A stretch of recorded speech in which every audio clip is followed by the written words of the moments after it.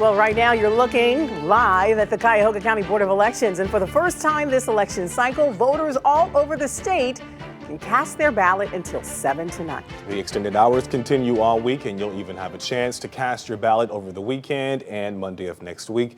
Now, all of this ahead of what we know will be a critical midterm election. We now turn to our John Kosick. John, you've been covering elections for a while now, and there's a message that candidates and the Board of Elections have for voters. Yeah, be an educated voter this year especially. Don't think for a second your vote can't make a difference, and don't be misled by the misinformation that is floating around out there.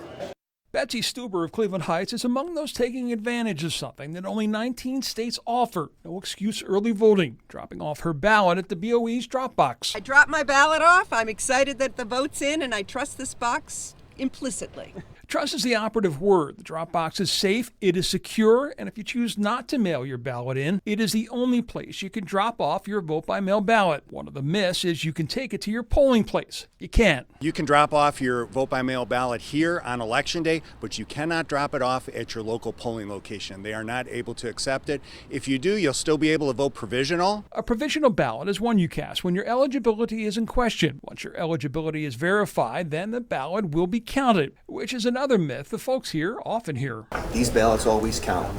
So a lot of times there's myths that only if it's a tie or is it close do we bring these into the mix. That's not true. To help clear up confusion, the Cuyahoga County BOE has a Rumor Central page where they tackle the myths and facts related to every aspect of the voting process, like the myth that one party can influence the process. In fact, every aspect about voting and the handling of votes is required to include both a Democrat and a Republican. In a time where sometimes it seems like Republicans and Democrats can't agree what day of the week it is in Washington, at your county board of elections and 87 others, it's half Republicans and half Democrats working together. Amber Burgess of Maple Heights dropping off a few ballots. Were you able to drop off a couple of them today? Yes, my whole household.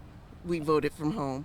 Another thing you are allowed to do, Amber's vote counts as much as yours or anyone's. That's important to remember. While statewide races usually are decided by thousands of votes, local races often are not. Consider this, in Cuyahoga County alone, over the last 6 years, We've had 9 contests here that have ended in a tie.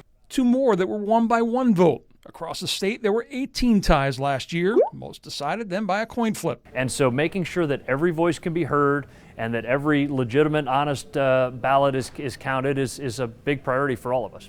In Cleveland, John Kosick, News 5. Okay, John, thank you. And if you haven't voted yet, you can find more information about all of the issues, the races, and candidates on the November ballot on our website, news5cleveland.com/election guide.